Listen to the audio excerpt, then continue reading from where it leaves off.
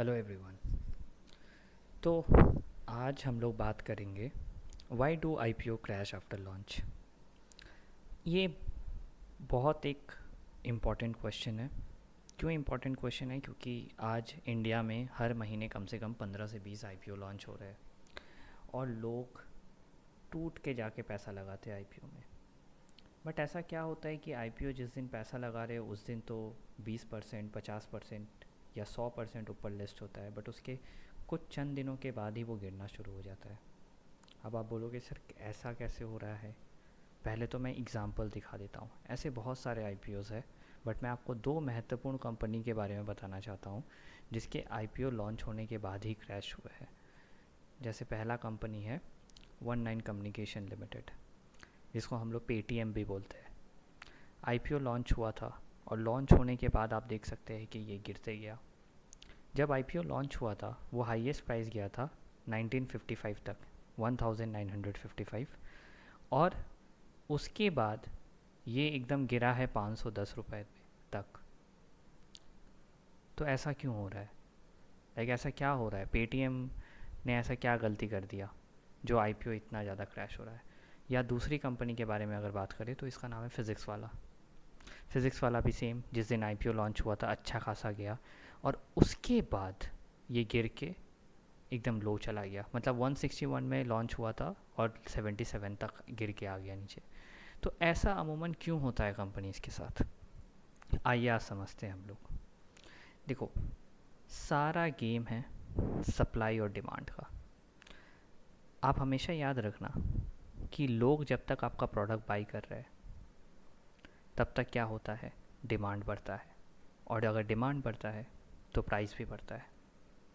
Simple, अगर लोग आपके प्रोडक्ट को सेल कर रहे हैं तो इधर क्या होता है, डिमांड गिरता है। और अगर डिमांड गिरता है तो एक और चीज़ बढ़ता है जिसको बोलते हैं सप्लाई।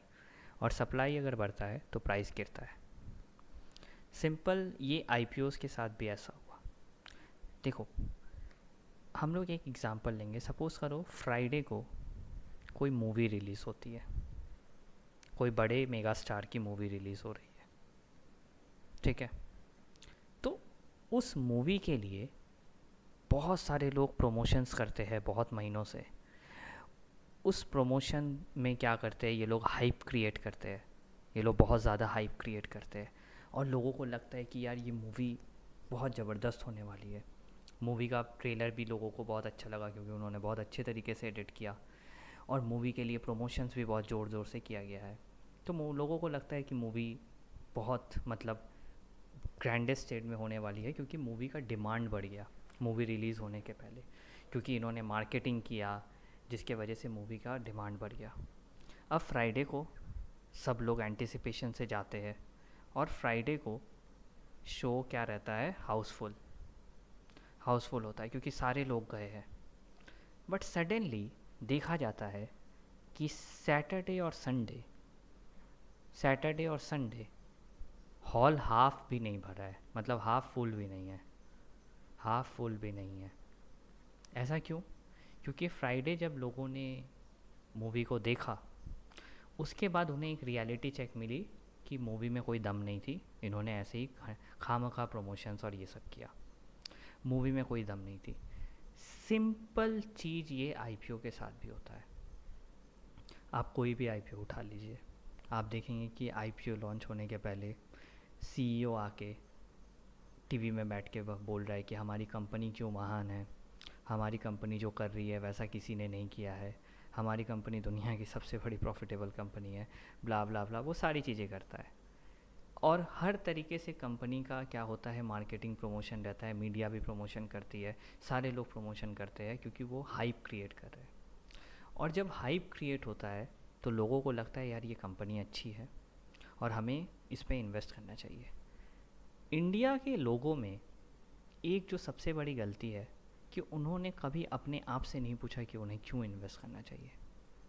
उन्होंने कभी अपने आप से एनालाइज नहीं किया कि एक कंपनी में हमें क्यों पैसा डालना चाहिए। वे हमेशा दूसरों पे ही आश्रित रहते हैं कि भाई अगर दूसरे ने बोला है कि ये कंपनी बहुत दमदार कंपनी है तो होनी ही चाहिए। और जिसकी वजह से क्या होता है कि लोग इस पर इन्वेस्ट करना शुरू कर देते हैं। बट जैसे ही कंपनी मार्केट में लिस्ट होती है तो लोग उसके अंदर के खबर को जानते हैं, उनका बैलेंस शीट, इनकम स्टेटमेंट देखते हैं और दिखते हैं यार ये कंपनी तो कैश बर्न कर रही है बहुत ज़्यादा। ये कंपनी, जैसे फिजिक्स वाला का एग्जांपल ले तो वो लोग एक स्टूडेंट को एक्वायर करने के पीछे पीछे 5,000 से 6,000 रुपये लगा रहे हैं और स्टूडेंट से फीस आ रहा है सिर्फ 2,000 रुपये का, तो ये कंपनी चलेगी कैसे? और लोगों को एक रियलिटी चेक मिलता है और जिसकी वजह से वो सोचते हैं यार हमने गलत जगह इन्वेस्ट कर दिया। बट आईपीओ में सिर्फ रियलिटी चेक तो बाद में मिलता है, एक और गेम भी होता है रिटेल इन्वेस्टर्स के साथ या रिटेल ट्रेडर के साथ। वो ये होता है कि आईपीओ के दौरान कुछ कुछ लोग जो कंपनी के शुरुआती इन्वेस्टर्स थे वो लोग अपना स्टेक बेचते हैं।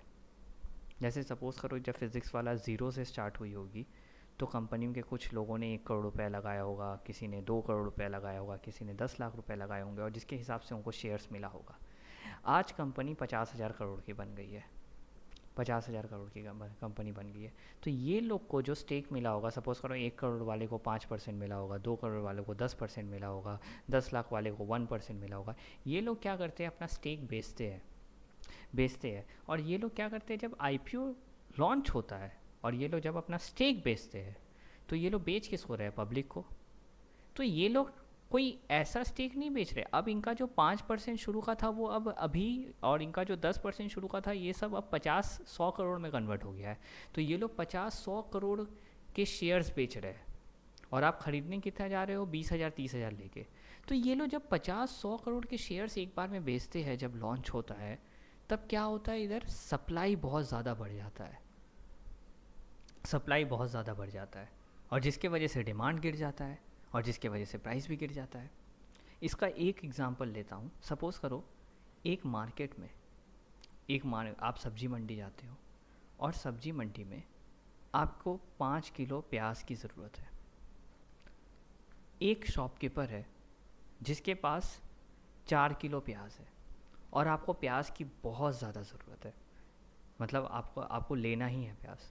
तो आप, वो शॉपकीपर बोलता है मैं 4 kg एक ही बार में आपको नहीं बेचूंगा, तो आप बोलते हो यार कुछ ज़्यादा प्राइस ले लो बट मुझे भेज दो। क्योंकि क्यों आप ज़्यादा प्राइस ऑफर करते हो, क्योंकि आपको ये प्याज की डिमांड है और शॉपकीपर क्या है, सप्लायर है। बट सिंस इधर डिमांड ज़्यादा है सप्लाई से तो प्राइस बढ़ जाता है। बट यही सोचो सिनेरियो कुछ ऐसा होता कि आप 5 किलो प्याज लेने गए हो बट मार्केट में कोई 50 किलो प्याज लेके बैठा है और बहुत ज़्यादा प्याज का सप्लाई है। तब क्या ये सेम सिनेरियो जो मैंने पहले बोला वैसा होता है? Absolutely not. तब तो क्या हो रहा है, सप्लाई ज़्यादा है और डिमांड कम है, supply is greater than demand, तो प्राइस गिरेगा। इसीलिए कई बार आप लोग देखोगे कि किसान लोग क्यों, आप लोग न्यूज़ में देखते रहोगे कि किसान लोग कभी अपने टमाटर रास्ते में गिरा देते हैं, कभी उसको दूध फेंक देते हैं। क्यों फेंकते हैं? क्योंकि वो डिमांड और सप्लाई को सही करना चाहते हैं मार्केट में। क्योंकि किसान अच्छे से जानता है कि अगर टमाटर की डिमांड रहेगी तभी उसे अच्छा दाम मिलेगा। अगर टमाटर की डिमांड नहीं रही और सप्लाई ज़्यादा हो गया तो उसे टमाटर का भाव नहीं मिलेगा, बल्कि इतना भाव भी नहीं मिलेगा जितना उसे उगाने में खर्चा लगा था।